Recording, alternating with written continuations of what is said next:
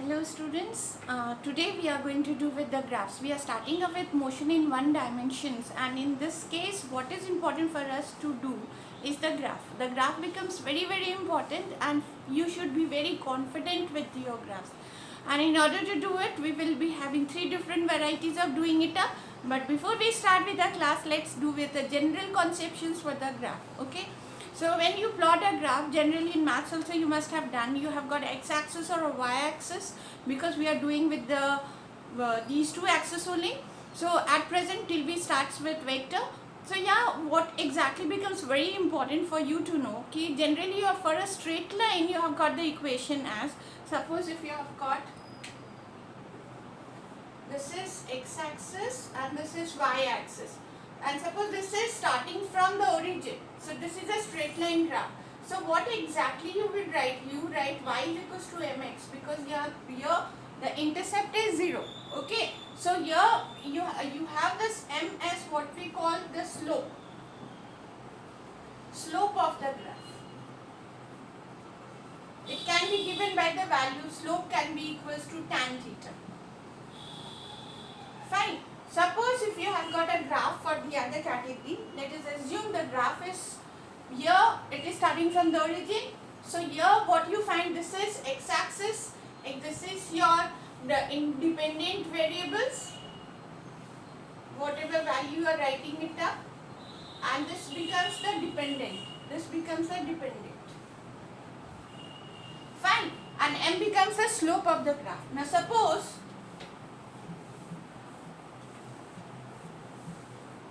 you have got a graph like this.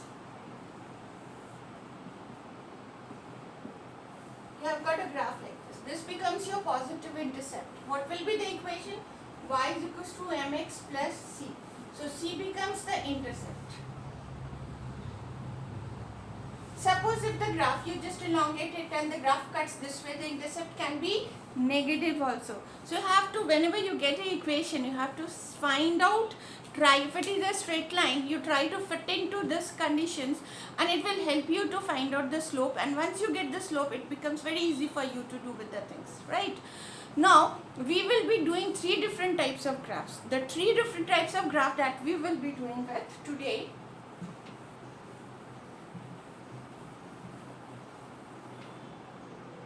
First one we'll be doing with the displacement time graph.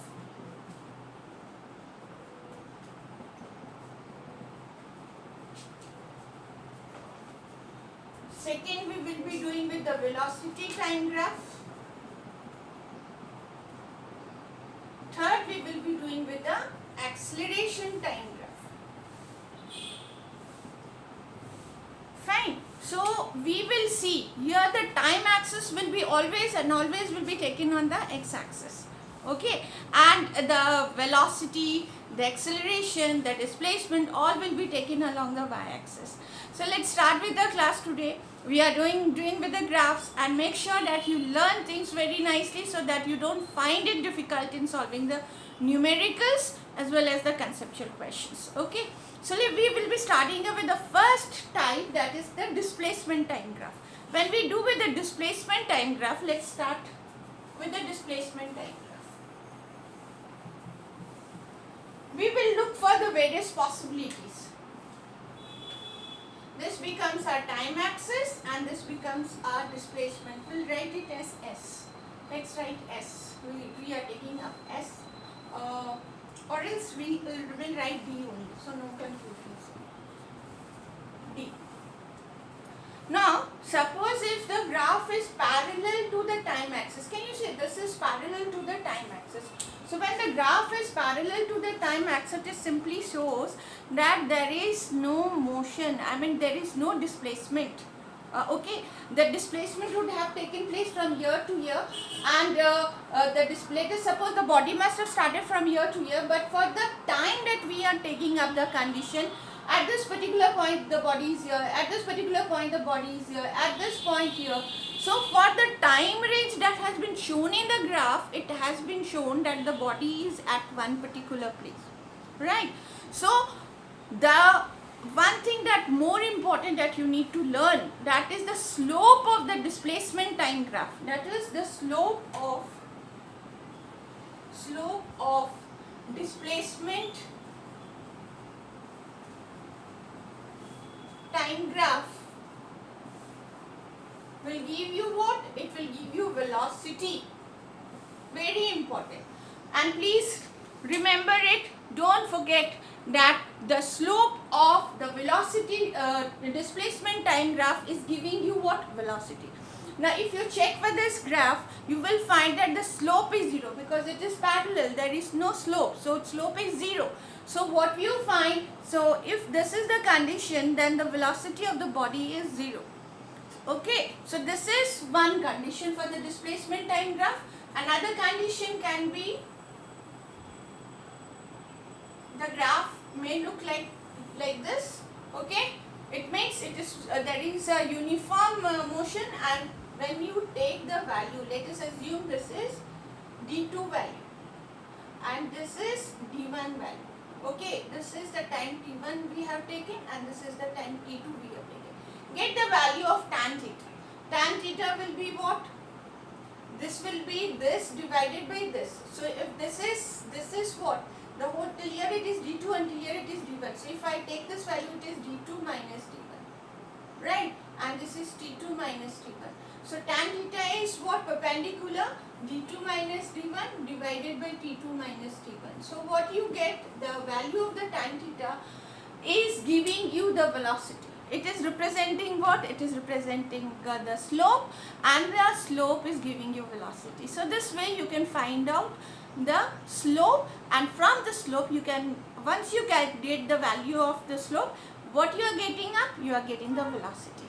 So this is the displacement time graph. Let's do with the velocity time graph. The second one, we are going to start with velocity time graph.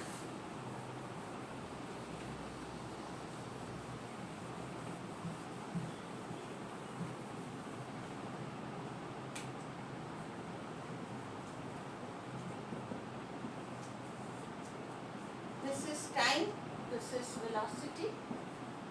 Let us assume again we get a graph like this. So again the graph, if we get to see, it is parallel to the time axis. Now since it is parallel to the time axis, the slope is 0. So what we find at here, again when we do with the velocity time graph, we are getting two information from the graph. The first information, the slope of, I'll just put it here. The slope of VT graph will give us acceleration. And number 2, the area of VT graph will give us what? Displacement. Okay, so this is the two things that we need to know. That is, the slope is giving you what? The slope is giving the acceleration, and the area of the VT graph is giving what? It is giving us the displacement. Now when you do with the graph, you need to find out the range of your own choice. Till where you want to find out. Suppose if you want to find out from the time range from here to here, let us assume this is T1, this is T2. So you just take the range and then you find out the area of this.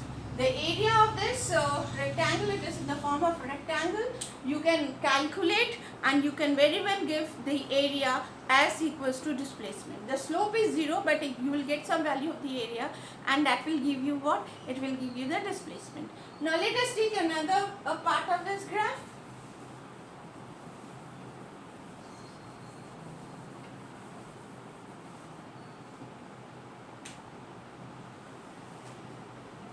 This is T. Let us assume the graph is coming out like this. Again you get the value of the slope. This is theta. Let us assume this is V2 value, this is V1 value, this is T1 value, this is T2 value. You get the value of tan theta as V2 minus V1, because this becomes V2 minus V1 and this becomes what? T2 minus T1. And then you calculate, this will give you what? The value of tan theta. the value of tan theta will give you what? It is giving you actually the acceleration. Okay, that is the slope is giving you what? It is giving you the acceleration. Now same way, from T1 to T2, we want to find out the displacement. And check, you are getting at this, you find the area of this trapezium. You find the area of this trapezium for the time interval T1 to T2, and then you get what? You get the displacement.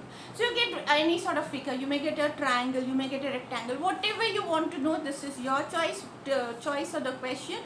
And then according to the demand of the question, you see the question properly till where the range has been given. Here I am taking T1, T2, T3, but actually in the live questions you will find that it is not T1, T2, T3, but rather it is 2, 3, 4. Some numeric values will be given. So take those numeric value, apply it, and then you get your values. So the velocity time graph gives you two information. The slope is giving you what? It is giving you the acceleration of, and at the same time the displacement is given by the area of the VT graph. Okay, so this becomes, keep these things in your mind and it becomes very easy. The whole chapter can be squeezed into 2-3 things, and if you understand, it's easy to do. Right, now next let's do with now sometimes the graph may come like this. Okay, sometimes the nature of the graph,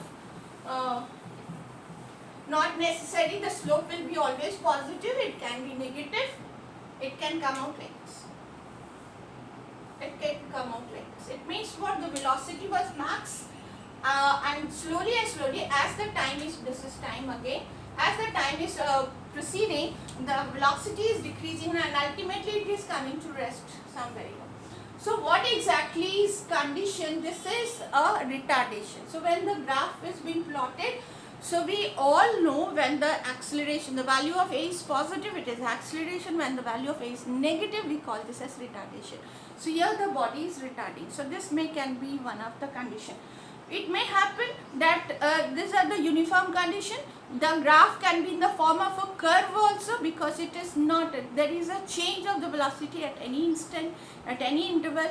So in that case, you draw a tangent and then you find out the slope, and then ultimately you will get the acceleration. That is the way when the curve, when you get a curve,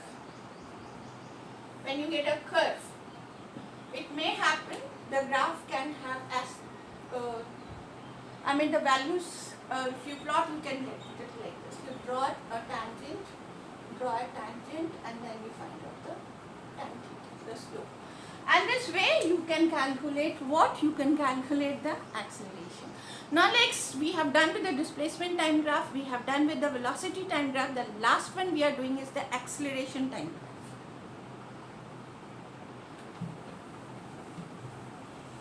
The third category,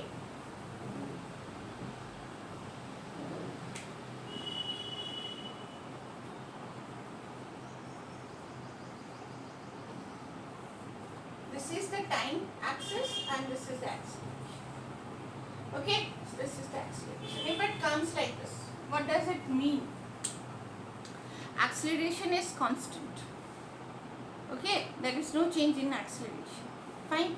And the area of the acceleration time graph will give you what? That area of the acceleration time graph, area of, we don't get the slope in this condition. We don't have anything more to find out from acceleration to anything else.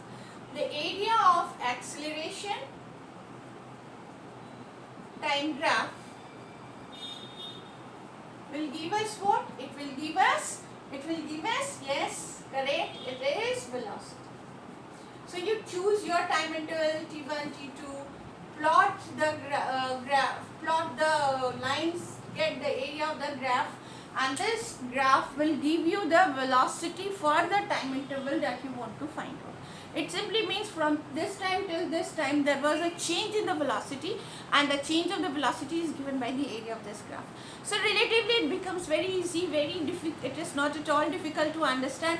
Suppose if the graph is above the time axis, then what you call it is acceleration. It may happen the graph may not be above, the graph can be plotted down. When you have the negative acceleration, so that becomes the retardation. It may happen that the graph will coincide with the time axis, simply showing that the acceleration is 0 It simply means what I mean to say, it may happen sometimes the graph will coincide with this. It may happen that you get a graph like this. You don't get a